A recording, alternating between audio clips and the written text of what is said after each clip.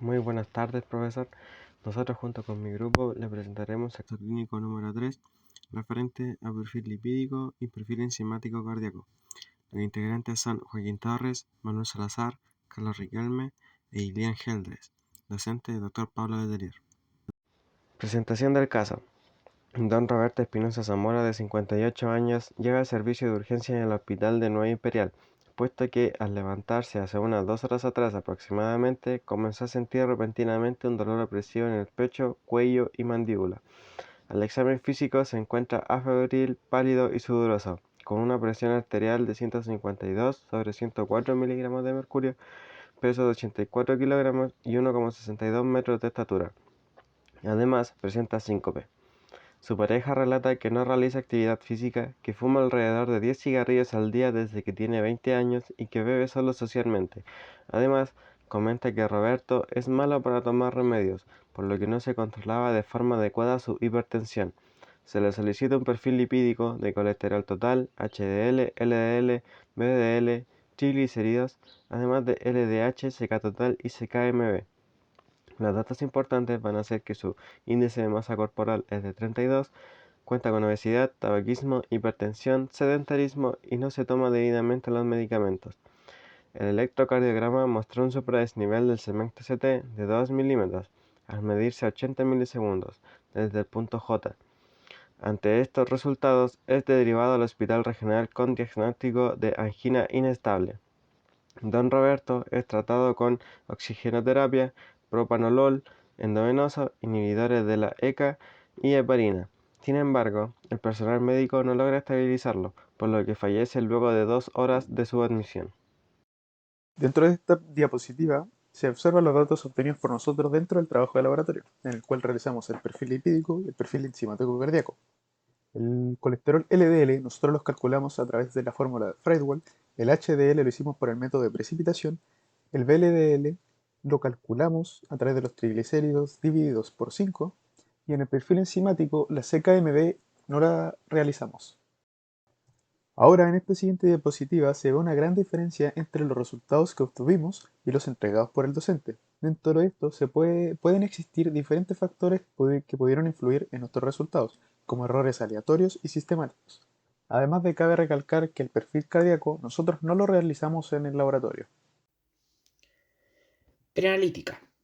Aquí, la persona da indicios de una clara angina de pecho, que presenta síntomas como dolor opresivo, pecho y mandíbula, más presentar síncope.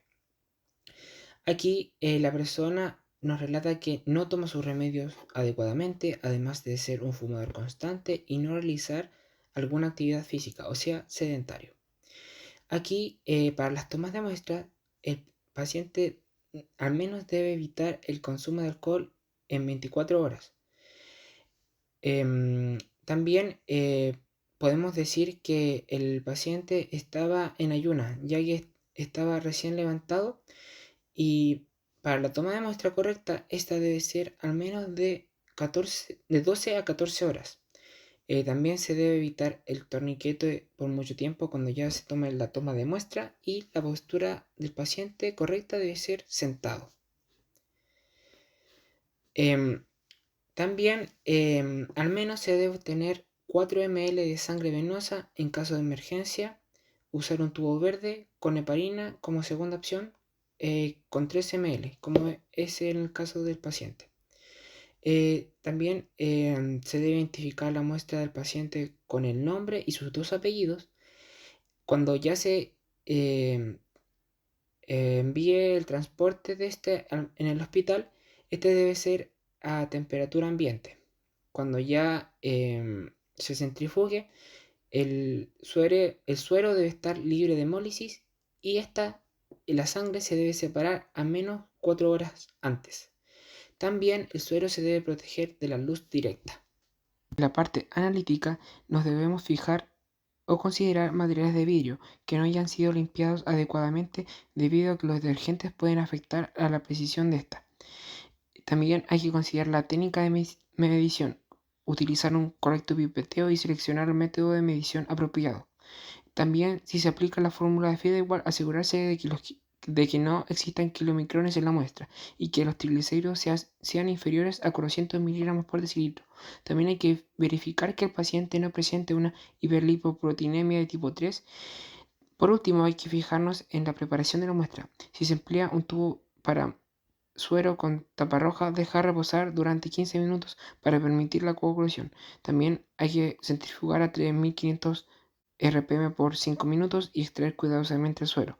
También hay que incorporar un blanco de reactivo. En cuanto a las consideraciones postanalíticas, debemos recordar nuestro papel fundamental, el apoyo diagnóstico. Y para que se cumpla un infarto agudo al miocardio deben considerarse 3 criterios al menos. El primero es la historia de dolor torácico con características de isquemia miocardíaca. El segundo son los cambios evolutivos electrocardiográficos en trazos seriados. Lo podíamos ver con el supradesnivel del segmento ST en el electrocardiograma.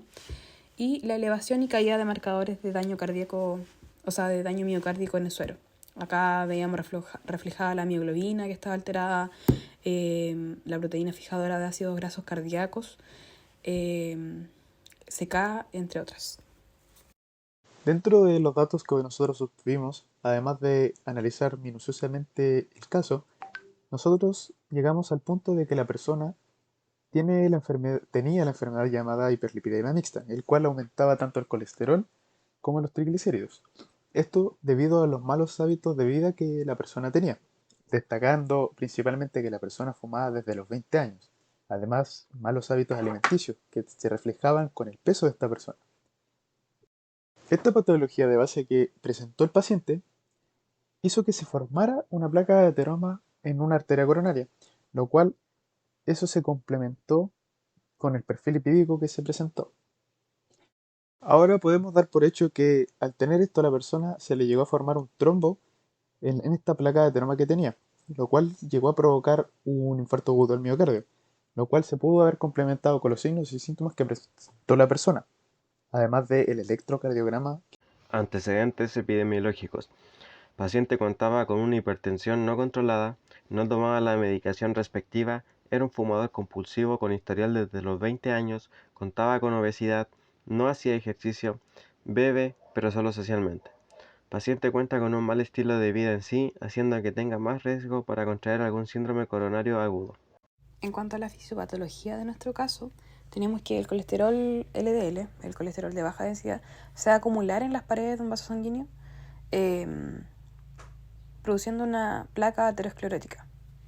Entre comillas, esta placa es estable. El problema es cuando se vuelve vulnerable, se puede generar una ruptura severa de la placa o una ruptura leve. En el caso de ser una ruptura severa, se va a producir un trombo oclusivo, porque esta placa se desprende, viaja por el torrente sanguíneo, llega a la arteria coronaria, se posiciona ahí y produce un infarto agudo al miocardio o una muerte súbita. En el caso de ser una leve ruptura de la placa, se va a producir un trombo no oclusivo, lo que va a producir angiolina inestable con un infarto miocardíaco no Q. ¿Qué significa esto? Que va a tener elevación del segmento ST en un electrocardiograma. El problema es cuando hay aumento de factores coagulantes o vasoconstricción, ahí se va a producir un trombo oclusivo, donde se va a producir un infarto agudo al miocardio o una muerte súbita. En cuanto a nuestra situación clínica, tenemos que todos los marcadores cardíacos de injuria miocitaria estaban alterados, lo que se puede relacionar con un diagnóstico de infarto, ¿ya? La proteína fijadora de ácidos grasos cardíacos es altamente específica para el miocardio, 15 o 20 veces más que la mioglobina, que las troponinas y CK. Entonces, esta estaba alterada en nuestro caso. Así que con eso ya damos diagnóstico certero de que fue un problema miocardíaco. La persona presenta todos los síntomas y signos típicos de un infarto agudo al miocardio y también el electrocardiograma mostró supradesnivel del segmento ST. Tratamiento y seguimiento. El paciente fue tratado con oxigenoterapia, inhibidores de la ECA, heparina y propanol de forma intravenosa. Estos son tratamientos generales del infarto al miocardio. Otro tratamiento pudo haber sido la reducción del infarto mediante la reperfusión temprana, que puede lograrse mediante trombólisis o angioplastia coronaria. También, si el paciente hubiera seguido con vida, se pudo haber seguido una rehabilitación. Después del infarto, debió haber seguido un plan de rehabilitación cardíaca que incluye cambios en su estilo de vida, como una dieta saludable, ejercicio regular y la suspensión de tabaco si este era necesario. Bueno, y en cuanto a las conclusiones generales de nuestro caso, tenemos que las afecciones cardíacas son una de las principales causas de muerte en nuestro país y como sucede en este caso y en muchas enfermedades cardiovasculares, es de suma importancia el rol del laboratorio, ¿ya? Para así su oportuno y temprano diagnóstico. Y también a la hora de revertir un ataque cardíaco, también es importante por parte del paciente que ponga de su parte para poder que su salud evolucione de una forma positiva. En este caso, nuestro paciente terminó con su vida y no hubo cambio, pero en el caso de que si se pudiese revertir, es de suma importancia también de que el paciente ponga de su parte. Y aquí ahora están presentes todos los artículos en los cuales nos basamos para sacar la información.